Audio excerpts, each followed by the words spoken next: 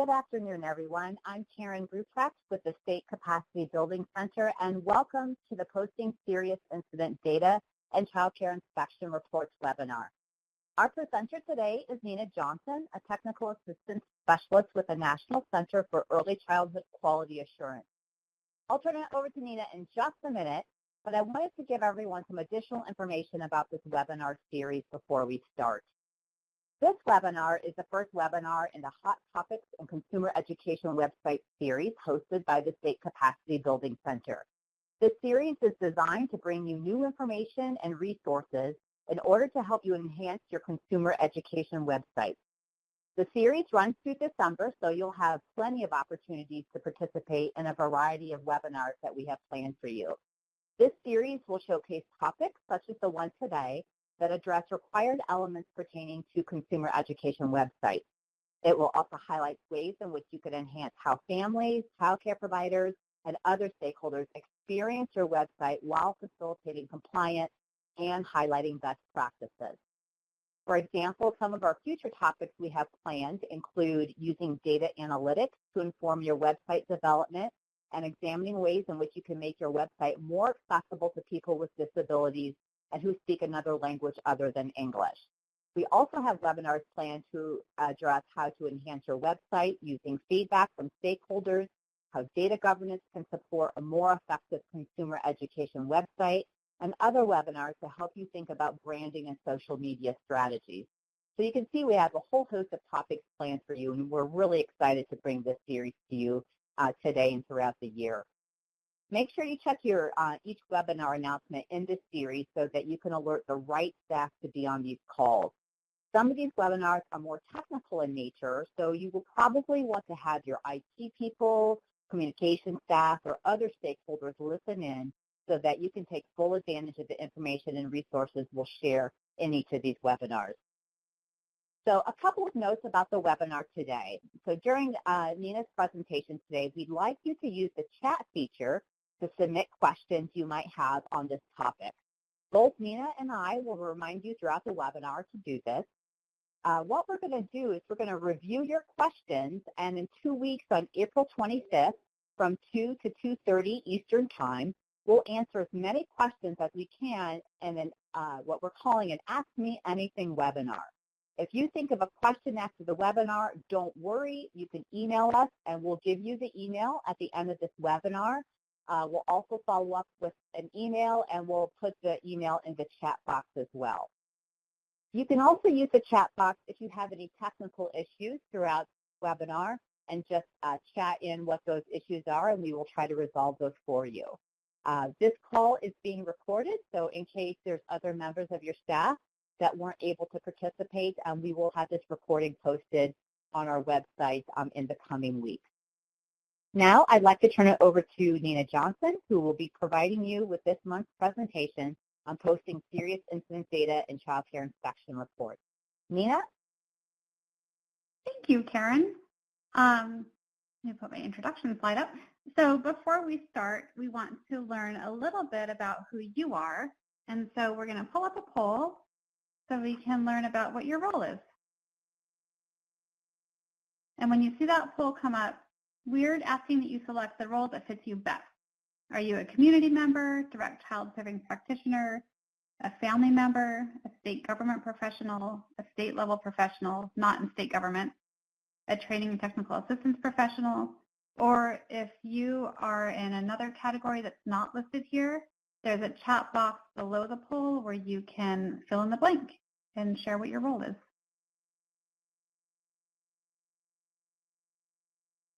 So it looks like we have a lot of state government professionals and then some non-government state level professionals, some TNTA professionals, and at least one other, so you can feel free to type that into the chat box. And we'll give you just another few seconds to respond to the question, because this is helpful for us and probably helpful for you to know who's on the phone with you. Okay, thank you. I think we can switch back to the slides. All right, so we're going to spend our time today discussing serious incident data. And by that, we mean aggregate data on serious injuries, deaths, and substantiated instances of child abuse, as well as inspection reports. And as we do this, we'll discuss the CCDF regulations, some state examples, and some potential website enhancements in these areas. And for the first portion of the call, we'll discuss posting serious incident reports. So we want to start out by learning about some of your successes regarding posting information on serious incidents. So we'll pull up another poll for you. And we're hoping that you can share your successes regarding posting information on serious incidents. So the options are coordinating with partners. That could be licensing, subsidy, child welfare, or others. And we know you need to coordinate with child welfare, for instance, in order to get data on substantiated abuse. Communicating with providers regarding incident reporting, like this could mean communicating with them about the value of reporting and about aggregate data. Posting information in a user-friendly way, so can families understand the information that you posted? Or are there other successes that you want to share? And if so, you can type those below into the chat box. We see a lot on coordinating with partners, and that's great because that's essential in order to ensure accurate data and efficient posting. And then there's some on communicating with providers regarding incident reporting. That's fantastic, and posting the information in a user-friendly way. We know ultimately you want families to be able to understand what you're sharing. Okay, this is great. Thanks for your engagement. And then conversely, we'd like to learn about your challenges. So we'd like you to share the challenges that you faced as you've worked to post data on serious incidents. And that will be in the next poll that we bring up. And thanks for your comment in the chat box as well. So defining serious injuries, deaths, or substantiated abuse, getting the data from partners or providers, posting the information in a user-friendly way, or something else. So this is helpful to know. It looks like a lot of you, or a decent proportion of you, have some challenges regarding posting the information in a user-friendly way, which I think is not an uncommon challenge. And that's something that we can talk through today. And then also some challenges around defining, which we'll also talk about, and getting the data. Okay. Thanks. And then we'll move back to our slides now.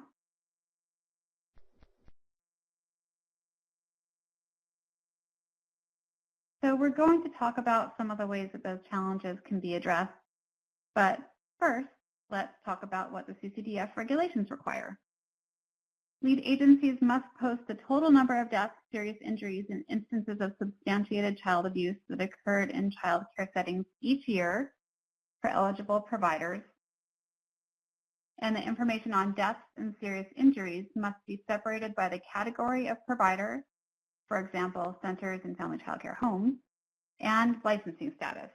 And that would be licensed or exempt.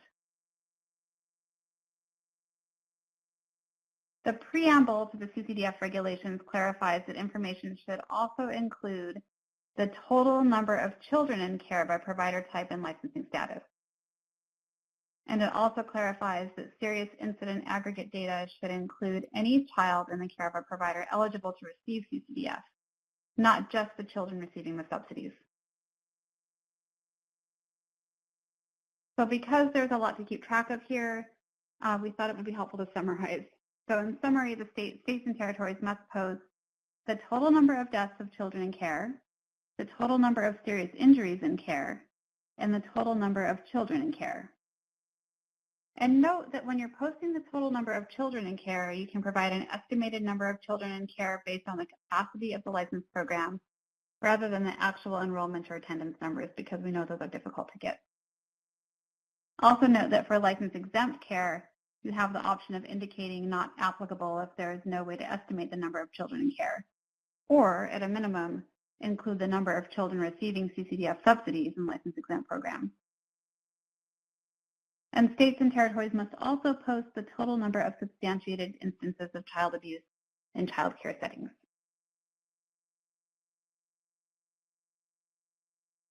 So a few of you noted that definitions can be a challenge, and it's important to consider how your state or territory defines each required component. Using standard definitions in reporting ensures the data you collect reflects what you want it to reflect for each of these categories.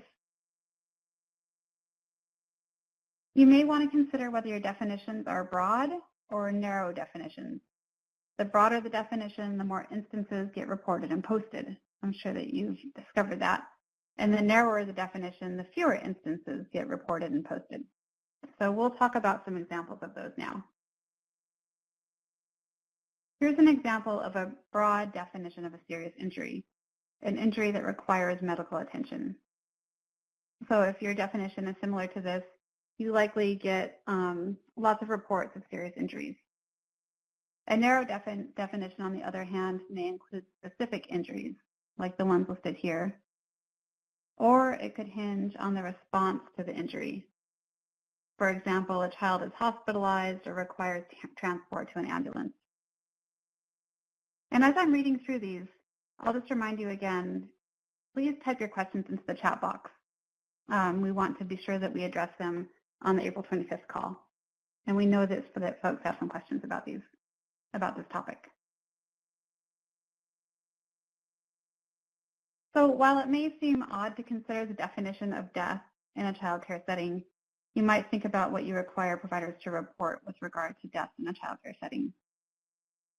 Some states require providers to report any death that occurred while the child was on the premises of or in the care of a center or a home. And others require providers to report the death of a child that results from injuries sustained in child care, even if the death doesn't occur on the premises. So there's an important distinction between those two types that child care providers are required to report.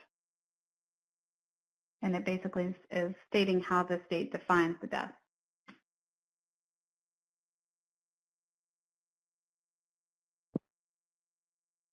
The purpose of the aggregate reporting requirement is to help families be better informed about child care. Families should be able to understand the context of the data and why it's important. And as you know, providers need the information to fairly communicate the context.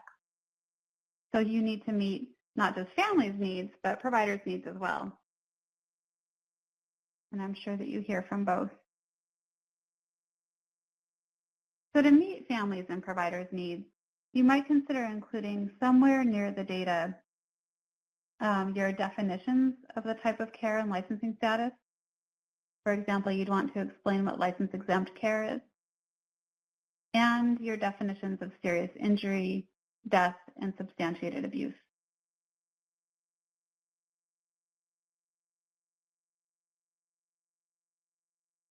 An additional context might include clarification that serious injuries and deaths in child care are not often tied to violations. I think that this could be confusing for families if it's not clarified, and a family could assume that serious injuries are the result of licensing violations. But we know that this isn't often the case.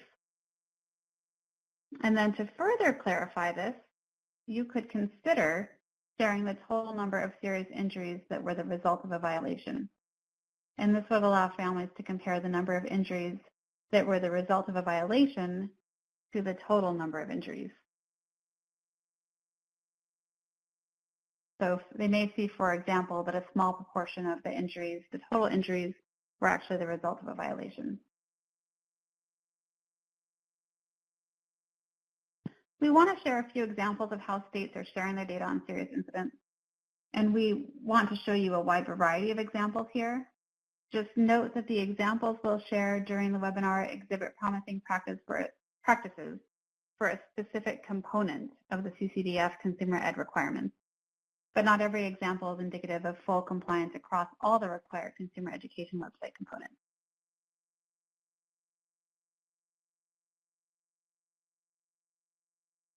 So I know this is a little bit blurry and difficult to read, but I will go through it with you. So Utah includes an explanation of the aggregate data. So on the next slide, we'll show the aggregate data that they have in their table.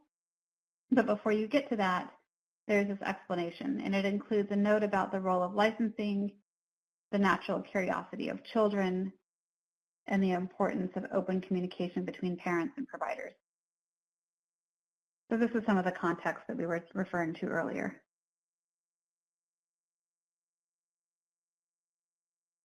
And then you can always go to their website and check it out more clearly on your computer.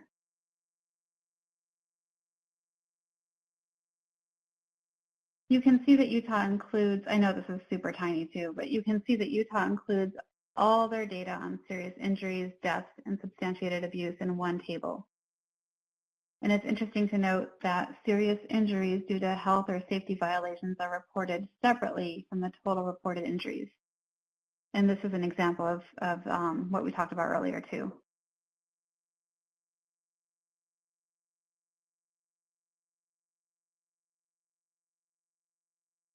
And then a separate chart on the same page includes the number of active facilities and their approved capacity.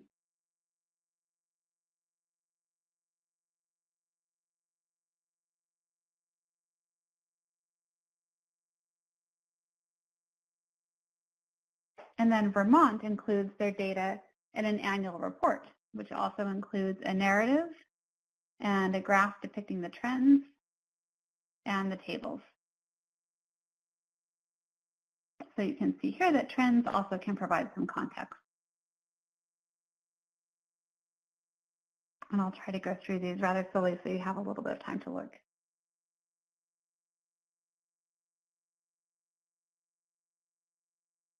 And this example is from Iowa. Iowa provides definitions of each of the required components in separate tables for serious injuries, deaths, and instances of substantiated child abuse. So this is an example of their substantiated child abuse table. And then below that on their website, they have the other ones. Okay, so we're going to pause here again for just a quick question. We'd like to know, when we pull up the poll, how much of your understanding of posting serious incident data has improved? Has it not improved? Has it improved a little? Has it moderately improved or significantly improved?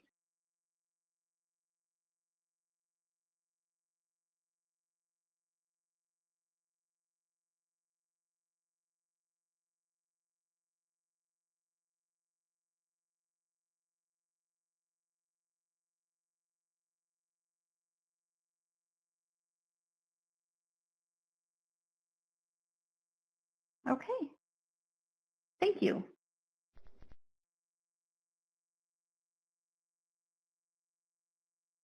So we're going to shift gears now and talk about posting inspection reports. And we'll start by asking you to share some of your successes. Again, we're going to go back to asking you to share successes as you've worked to post inspection reports. So we'll bring up another poll.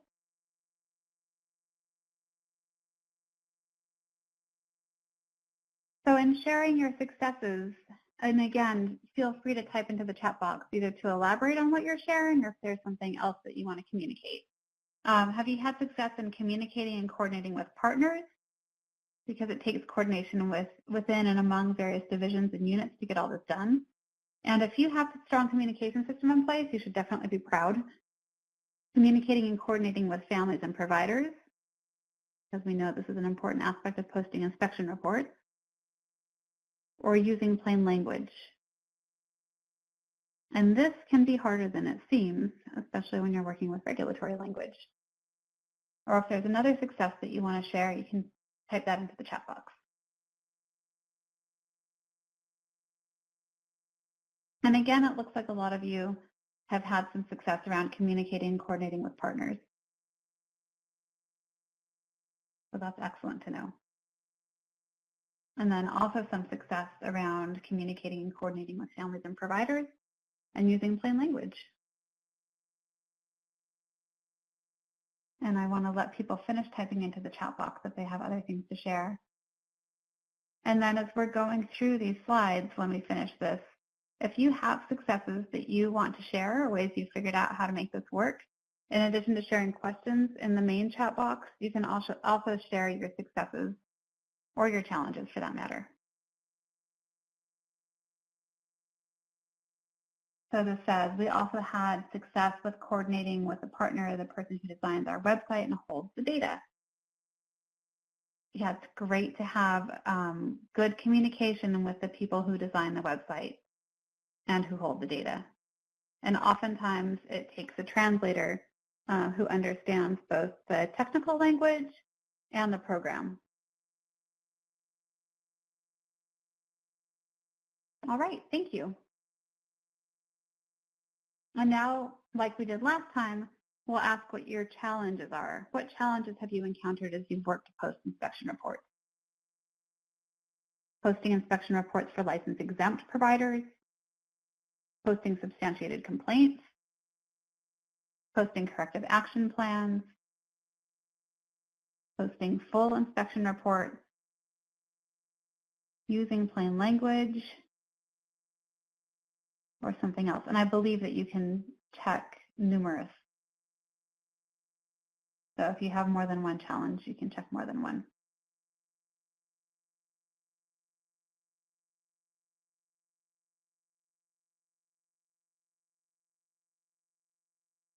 So there's some challenges around posting inspection reports for license-exempt providers, around posting the full inspection report.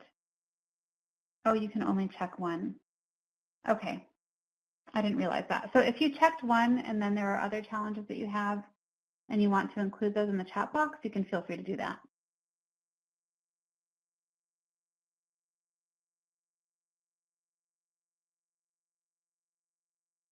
So we'll talk about, we'll share some resources on using plain language that should be helpful and share some examples as well. We'll talk about posting the full inspection report, making the inspection results available in multiple languages. I think that's an excellent point. You know, translating your website, I think, can be one thing, but making the reports available in multiple languages can be more challenging, especially if you're working with something like a PDF. And even if not, it's something that would need to be translated on an ongoing basis. Other challenges include confidential information that may need redaction. And we've heard that before, and I know it can especially be true with complaint investigations.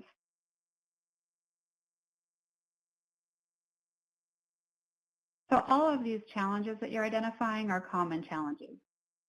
So I want you to, at the very least, be assured that you're not alone.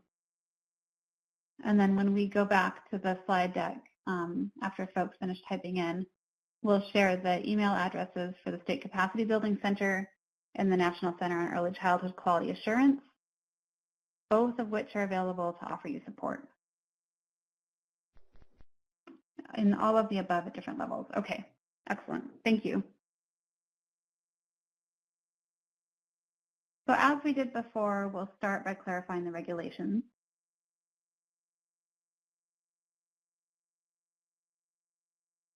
Make sure I'm on the right slide. Okay. Lead agencies must post the results of monitoring and inspection reports for all eligible and licensed child care providers other than relatives, including those due to major substantiated complaints about failure to comply with the provisions. Lead agencies must use plain language for parents and child care providers and caregivers to understand.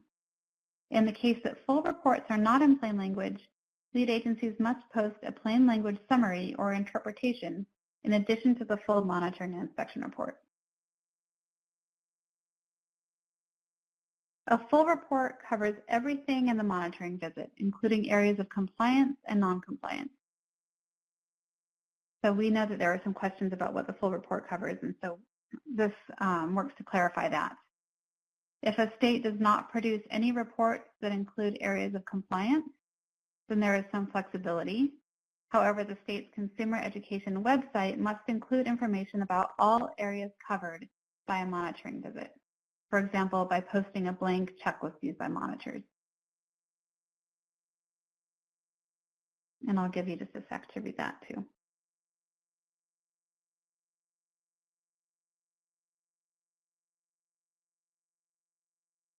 Okay, let's look at some examples of full inspection reports in plain language, full inspection reports with plain language summaries, as well as just the plain language summaries. And we have the same disclaimer below that we had on the serious incident examples.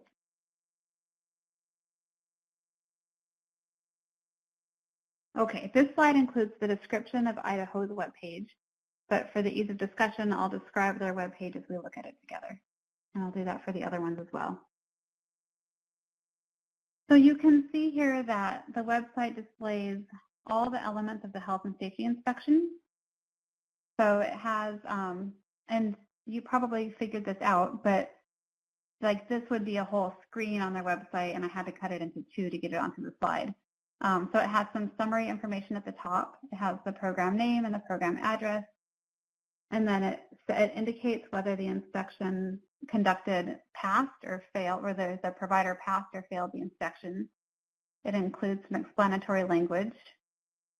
And then it includes the details below that. So it has the date. It indicates up on top that this passed. And it lists all of the inspection criterion, so all of the standards that are being monitored, and whether or not those requirements were met, whether they were in compliance or not in compliance. So we can see in this example that one requirement on immunization records was not in compliance. And then under inspection comments, it notes when it was corrected and how it was corrected. So it notes what was observed at the time of the inspection, when it was corrected, and how it was corrected.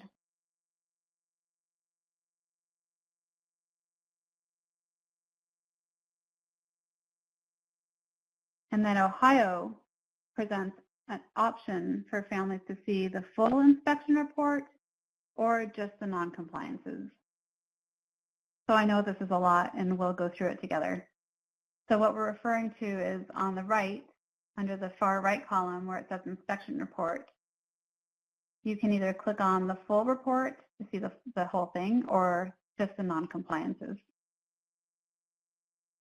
And then it also includes the date of the inspection type, the original inspection compliance status. So in this case, they were all partially compliant.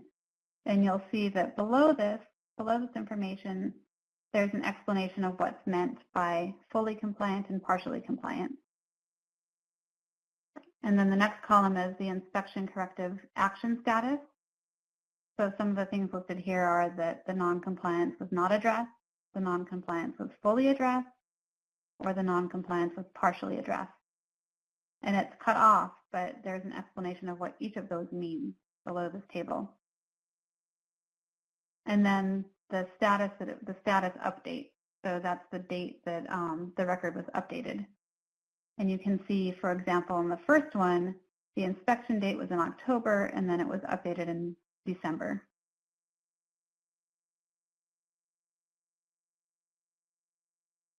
And then when you click on non-compliances only, this is the page that comes up. So you can see the list of the non-compliances in this inspection.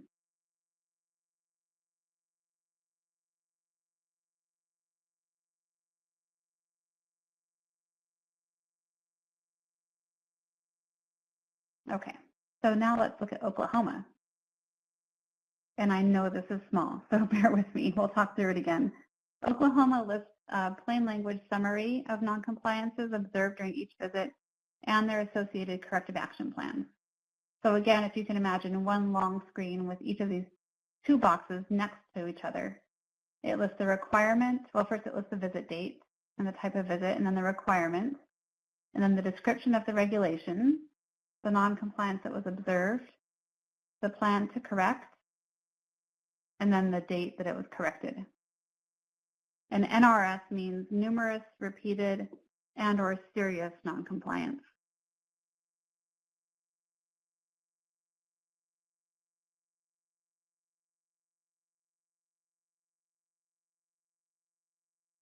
Okay, and then this website also includes a summary of substantiated complaints.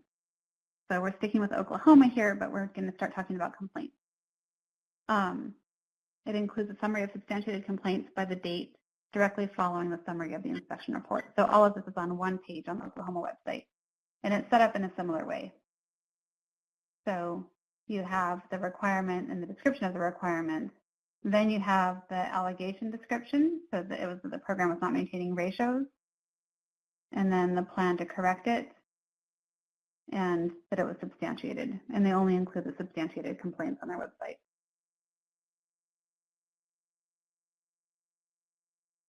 And we're going to stick with examples of complaints, but switch to another state now. So let's look at Colorado. So we want to just give examples of different ways to share this information. So Colorado does it differently. They have a list of all of the information that's available to families from the public. And you can see under number 1, so under the inspection report, number 2 is complaints made against the program. So if you were to click on this, it would bring up any complaints that were made against the program and substantiated and information about it. And then what they also provide, which I think is really helpful, is plain language definitions of severity levels assigned to the complaint. So that way parents have an idea about how serious it was.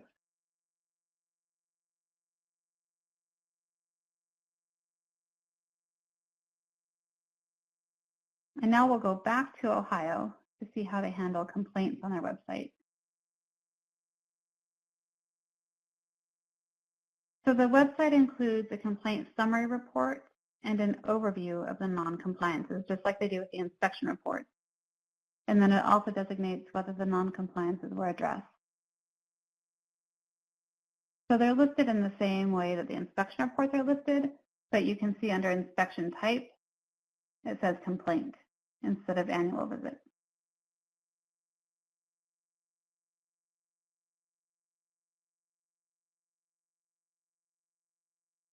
And then this is what the complaint summary report looks like. So if back on the other slide, you can click on complaint summary report, and if you were to click on that, this is part of what comes up.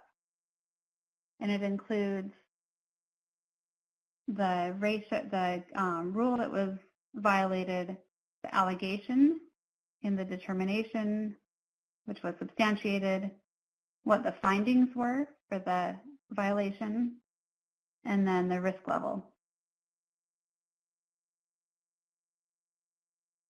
And this is just a summary, so it doesn't include any protected information in it.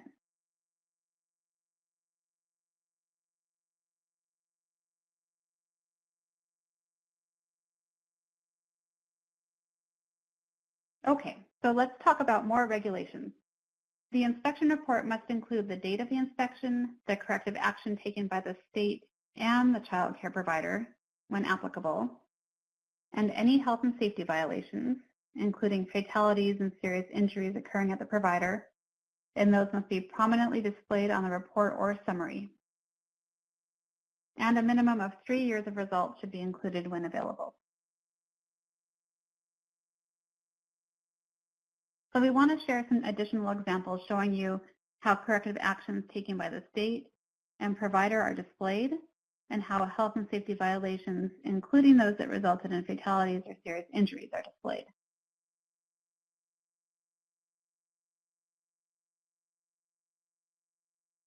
So on Utah's website, deaths, serious injuries, and substantiated cases of abuse are indicated in the summary header. So up at the top there, in the red circle, you can see deaths due to noncompliance, serious injuries, and substantiated child abuse. And in this case, there weren't any.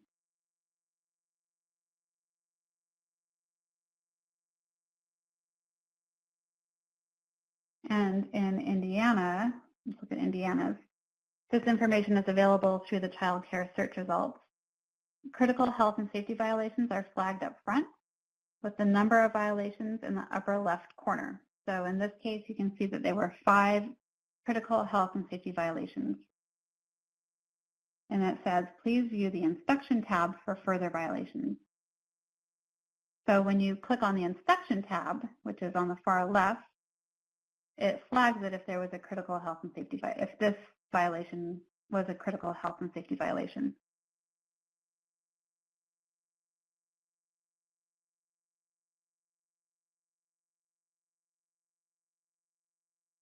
And then North Carolina's website indicates the rule violated and that the violation was confirmed corrected and when. So this is an example of the how corrective actions taken by the provider are displayed on North Carolina's website. And you can see they have different tabs at the top. That's how you get to the different sources of information or types of information. There's some explanation up at the top in green. Violations not corrected during the visit are pending verification by the consultant. And once it's confirmed by the consultant, it'll be noted in the individual violation summary. And to get more information about the visit, contact the child care facility. So we have the rule violated. In this case, the first one, the violation was confirmed corrected by a letter received from the provider. And it says when that letter was received. And then in another example, the violation was corrected during the visit. So this is great because the parent in this case would be getting information about what was violated, how it was violated, and how and when it was corrected.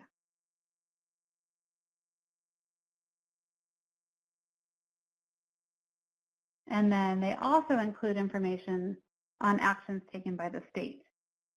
And in this case, the state hadn't taken any actions against this facility in the last 3 years, so there isn't anything posted, but if they had, this is where it would be.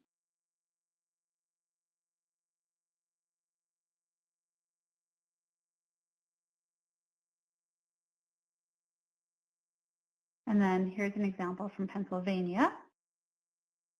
Pennsylvania includes the correction that the provider is required to make and how the provider plans to or already has corrected the violation.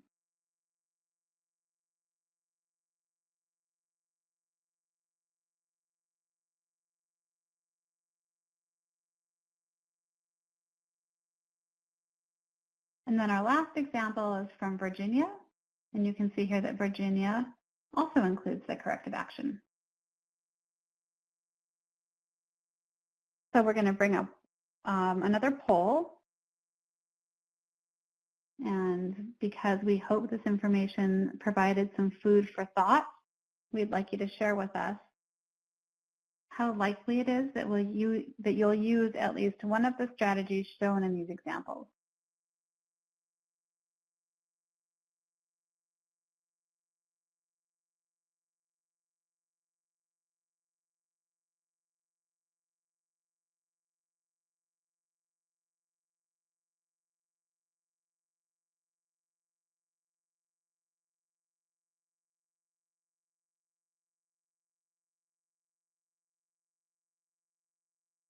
Okay. Thank you for taking the time to vote. I'll go back to the slides. So we know that you've shared some questions in the chat box and that you may have more questions that arise, and you can continue typing your questions into the chat box too. We hope that you'll join us for the Ask Me Anything webinar that Karen mentioned up front on April 25th from 2 to 2:30. And during that webinar, we'll answer your questions raised today as well as additional questions that we receive. And you can send those additional questions to the Capacity Building Center email, which is listed on the screen. It's capacitybuildingcenter@icfi.com. And we'll answer as many of your questions as we can. And also, there is no need to register for the Ask Me Anything event.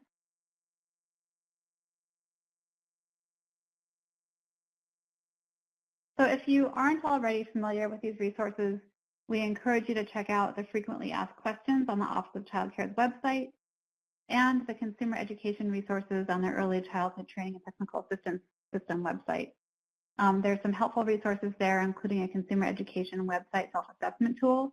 And we're really excited to share that in the very near future, a guidance document and a template for posting serious incident data will be available on this webpage. And then I think that this is an excellent resource. You might be interested to know that the 4th edition of Caring for Our Children Basics, or Caring for Our Children rather, includes recommendations of reporting requirements, as well as a sample incident report form and child injury report form, which I think could be incredibly helpful. And then finally, there are several resources on plain language, all of which are extremely helpful. And I think what I love about these is that they take you beyond just the words that you're using and help you think about how you're organizing the content to make sure that folks can find what they need and be able to use it. So these are great resources on plain language from the Center for Plain Language and the Plain Language Action and Information Network. And we want to be sure that you know that the Quality Center and the State Capacity Building Center are available to provide support on your consumer education website. And you can reach us at these email addresses that are listed here and that we shared earlier. And then we have one final poll for you because we're interested in what else you're interested in learning. And as you answer that poll, I'm going to turn it back over to Karen. Great. Thank you very much, Nina. And thank you, everyone, for participating and posting in your questions. But before we close out today, we'd like to know from you if there's any other webinar topics that would be useful to you. It could be related to this topic, or it could be related to other topics as well. But if you could go ahead and post your answers or type your answers in the chat box, that helps us figure out at the State Capacity Building Center and at Early Child at the ECQA what webinars are best suited for you and what you guys are interested in. Please remember, as Nina has reminded you, and I put it in the chat box as well, to submit your questions that you may have on this topic. I know some of you have submitted questions along the way, and we are gathering them so we can answer them in a fuller way in the Ask Me Anything webinar. If you do think of questions after the webinar, please send them to the email addresses in the chat box, and we will also send that out in an email to you as well so you have that handy. I know sometimes it's a little bit difficult to jot all of this down as you're on the webinar.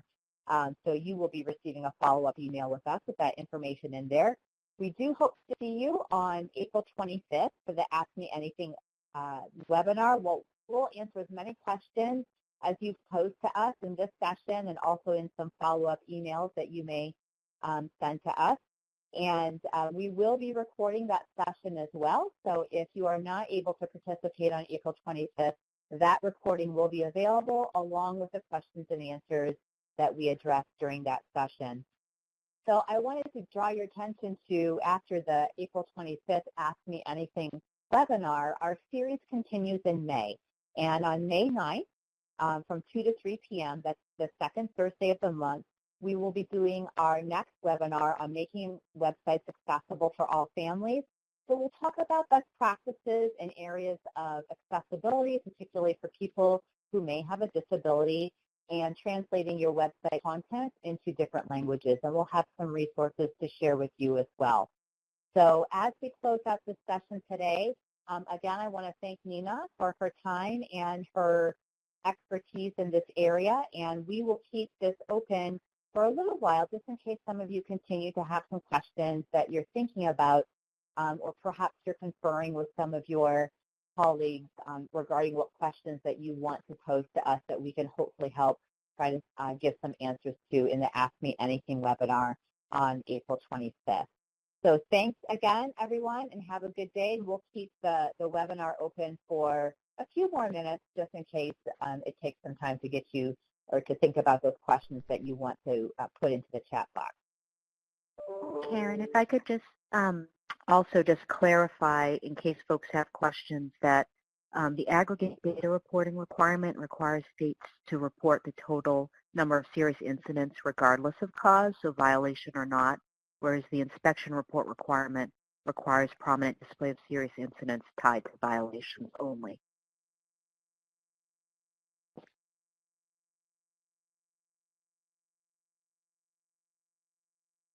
Thank you, Christina. And I believe we're back to the main chat box, so if people continue to have questions, please put them into the chat box. Nina, anything else? No, we just really, I see that you're including some questions in the chat pod, and it's really great to have these questions, and so we can't wait to address them on April 25th.